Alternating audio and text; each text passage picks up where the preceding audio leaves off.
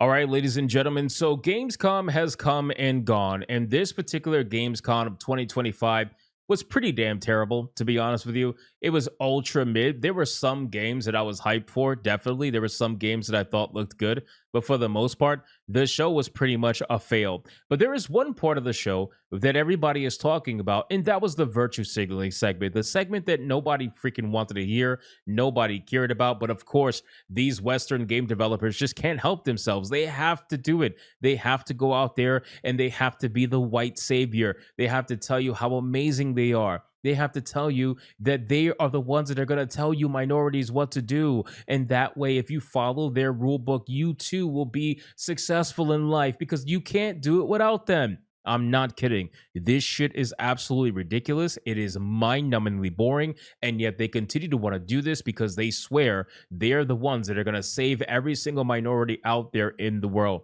So what am I talking about? Well, Cabrutas made this post over on X, and I had just finished watching the Gamescom show myself, and when I saw that he posted this clip, it reminded me to do a video on it because, to be honest with you, I had completely forgotten. I had burned it out of my mind. That's how bad it is. Let's look at this clip and see exactly what we're talking about. And then we're going to go over some comments, reactions to it, and I'll give you my thoughts on it, which I'm pretty sure you already know where this is going to go. When I say it's bad, it's really bad. If you haven't seen this, put your cringe suits on. You're going to need it. Here we go. Singapore, a document checker thriller about a post-colonial country from the perspective of a government official worker. So, Jur, can you tell us why these games are so important and so impactful? Well, games are more than entertainment. Like any great art form, they reflect our concerns, our fears, our hopes, and what preoccupies us. Democracy is under attack right now. Minority rights are being violated, and the world is becoming increasingly interconnected. So games are a powerful medium for addressing these issues. Literally, the entire chat is spamming L all throughout the entire thing. It's ridiculous, man. It's so insane. What minority rights to be? You know what? I'm just gonna wait. Let's just play the rest. They have the potential to inspire change. I am glad that not only are many people in the global games industry engaging in projects like this, but also more and more institutions like the European Commission or the United Nations. A very important message. Thank you so much, Jur. And of course, sorry for the for the sniffling sounds. That is Cabrutus, I guess, when he was recording this. But in any case, so you guys heard it here, okay? Minority rights are being taken away, ladies and gentlemen. Yes, if you are not white, your rights have already been taken away. Did you know that?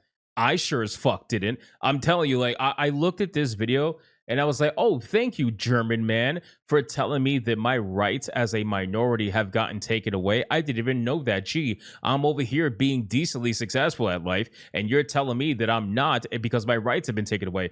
God, what would I do without you? Thank you so much for telling me.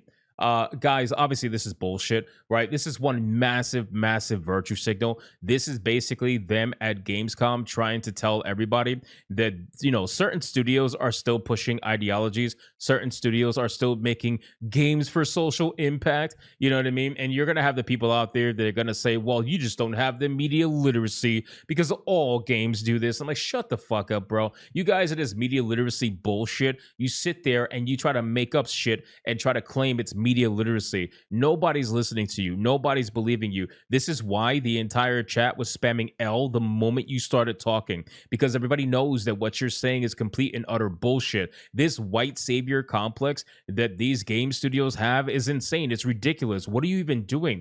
Seriously. But in any case, people clearly are not happy with this, myself included. I think it's a massive joke. Mr. Century says, I don't like saying entire industry is over because one company of faking gay devs get government money. Again, keep in mind, it's not just one company. It's many studios that are getting this kind of money. Think about the Dustborn studio. The Dustborn studio got hundreds of thousands of dollars equivalent just to make their game. This is why they don't care about making sales, because the government funding that they got made up for all their salaries, and they were just paid to make a game that they knew were going to flop regardless, but they don't care. The government wanted a propaganda game, and they got it. Cabruta says, well, if only 5 to 10% of the 100% is still good, then this industry is basically gone, don't you think? Is he talking about what the UK is doing? Threatening minority rights and democracy. Laugh my ass off. What am I even looking at? This guy sounds like he's 2 steps away from saying Jawo means sweet baby. Let it continue to burn. Wokity woke. Well, if anyone is interested in helping me make a turn-based strategy game in Unity, hit me up. I've got plenty of art assets, lore, and gameplay mechanics planned out. I'm just not quite as skilled at the level of coding complexity that I desire. Well, I'm glad there's people reaching out to make a game. Now, again, that is just like both of Dustborn and the SBI funded by the government. Keep in mind, people are posting this to remind everybody else that Dustborn was indeed government funded, and it was considered a game for social impact, right? It was considered one of those games that was meant to change the way people thought about fascism or whatever like that. It clearly was just a propaganda game and nothing more. And these are the kind of people that make these kind of games. So the fact that this was on center stage for everybody to see, for everybody to witness this absolute like atrocity, I swear to God, this white savior complex is really sickening, and it is taking over the gaming industry by storm. People are not having it. People are over it. People are tired of it. What makes you think anybody wants to listen to you, the white savior, talking about minorities needed to be saved by you? Nobody's listening, bro. Nobody cares. These will be the first people that will complain when people like myself want to call them out for this bullshit, and they'll be like, oh, why can't you just talk about video games? I would love to, but you just openly admitted that that's not what you're trying to do. You're trying to make games for social impact. You're trying to make games that have a message and an ideology to it that is based in politics. That is what you're trying to do. So it's an inherently a divisive nature of video games that you're making. So when people complain, or when people critique you, or when people criticize you, they have every right to do it. And you trying to claim harassment or whatever, that's bullshit, and you know it. But in any case, I will say this is why China is eating your lunch. This is why, even though China is censoring games like Wu Chang and putting out bangers like Wukong, it doesn't matter. They are putting out AAA game after AAA game after AAA game, and they're eating your lunch, and they're taking all the money that you guys are purposely leaving on the table because you want to make a video game about politics. You want to make a video game about ideology. You want to be that guy for whatever reason that may be. You couldn't come up with anything else that was even remotely interesting. You had to make it about politics. Look at this shit. Gamescom cares. Do you really? Do you really care, Gamescom? You only care if it's leftist ideology. Let's be real. I'm sorry. That's really what it is. You guys only care if it's leftism ideology. The moment somebody shows up with a MAGA hat, suddenly it's going to go from Gamescom cares to Gamescom hates really quickly. And you guys know it's true because you did it to the Splitgate developer not even that long ago at the Summer Games Fest. You guys literally did that to him. And it wasn't even a MAGA hat. It was just a MAGA-inspired hat that said make FPSs great again, and you guys lost your fucking minds. So let's sit here and not pretend that you guys suddenly care about people's feelings in politics or whatever.